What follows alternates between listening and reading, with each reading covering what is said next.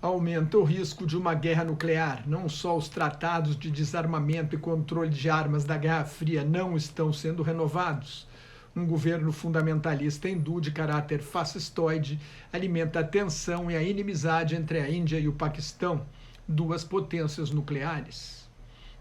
Os Estados Unidos abandonaram no ano passado o Acordo sobre Forças Nucleares Intermediárias, assinado em 1987 pelo presidente americano Ronald Reagan e o líder soviético Mikhail Gorbachev.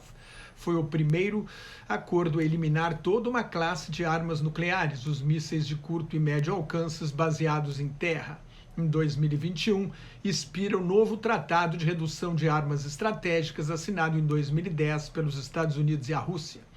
O presidente Donald Trump só aceita renegociar se a China também for incluída. Mas a China tem muito menos armas atômicas do que os Estados Unidos e a Rússia. Não vai aceitar um status inferior e dificilmente Washington e Moscou vão querer dar paridade. Há um impasse. O risco de uma guerra nuclear entre superpotências é menor porque seria a destruição mutuamente assegurada. É uma guerra que não podem ganhar. Ao mesmo tempo, o Irã poderá ter, dentro de meses, a quantidade de urânio enriquecido necessária para fazer uma bomba atômica. Se os Estados Unidos e Israel não bombardearem preventivamente como ameaçam as instalações nucleares do Irã e o Irã tiver armas nucleares, outras potências do Oriente Médio, como a Arábia Saudita e a Turquia, não vão querer ficar atrás. A Coreia do Norte virou uma potência nuclear diante da relutância do governo Trump de garantir a proteção dos aliados.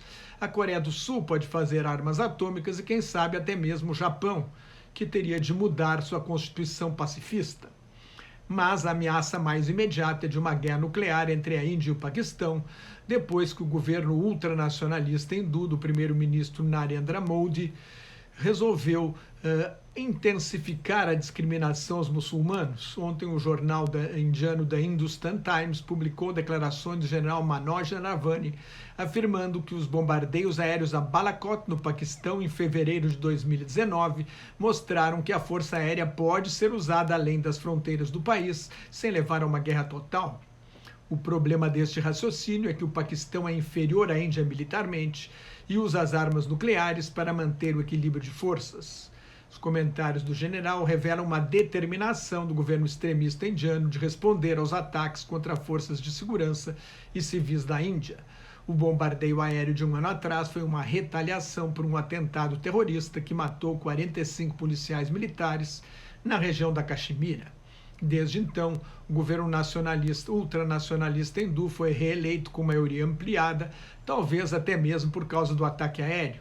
No início do segundo mandato, em 5 de agosto do ano passado, o primeiro-ministro Modi suspendeu a autonomia administrativa que o estado de Jammu e da Caxemira tinha desde 1947, cortou a internet e impôs estado de sítio na região. Milhares de muçulmanos foram presos e continuam presos. O Paquistão ameaçou reagir, mas não tomou nenhuma medida concreta. Quando o país se tornou independente do Império Britânico e se dividiu em agosto de 1947, as províncias de maioria hindu formaram a Índia e as de maioria muçulmana o Paquistão. A exceção foi a Caxemira, onde o governador regional era hindu, o Maharaja Hari Singh, mas a maioria da população muçulmana. 2 meses depois da independência, líderes tribais paquistaneses invadiram a Caxemira. Quando o Maharaja pediu ajuda a Nova Delhi, o governo indiano deixou claro que só poderia intervir se a Caxemira se unisse à Índia. O Maharaja aderiu à Índia, começava a Primeira Guerra Indo-Paquistanesa, que durou 1 ano, 2 meses e meio, e matou 1.100 indianos e 6.000 paquistaneses. Hoje, a Índia controla 45% do território disputado, o Paquistão 38% e a China 7%. Desde a independência, a Índia e o Paquistão travaram 4 guerras, 3 delas por causa da Caxemira. O Paquistão reivindica a realização de um plebiscito sob supervisão das Nações Unidas para que a população da Caxemira decida seu destino. A Índia rejeita a internacionalização do conflito, que considera uma questão interna. Para agravar ainda mais a situação, em 11 de dezembro de 2019, o parlamento indiano aprovou uma emenda à lei de cidadania que discrimina muçulmanos.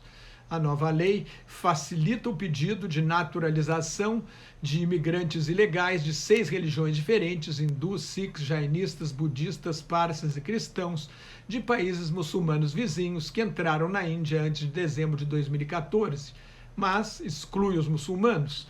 A medida provocou uma onda de protestos. Uma manifestação chegou a reunir 100 mil pessoas, hindus e muçulmanos. Pelo menos 50 pessoas foram mortas pela repressão violenta do governo ultranacionalista hindu. O primeiro-ministro paquistanês Imran Khan reagiu com indignação. Agora os 200 milhões de muçulmanos da Índia viraram alvo. A comunidade internacional precisa agir com urgência, apelou Khan.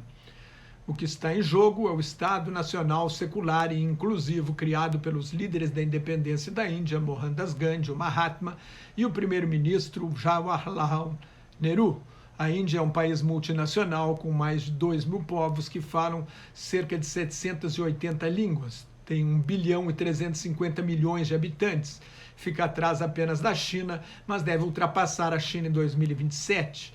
É a maior democracia do mundo. Quando a Índia realiza eleições, 1 de cada 9 pessoas do mundo vota.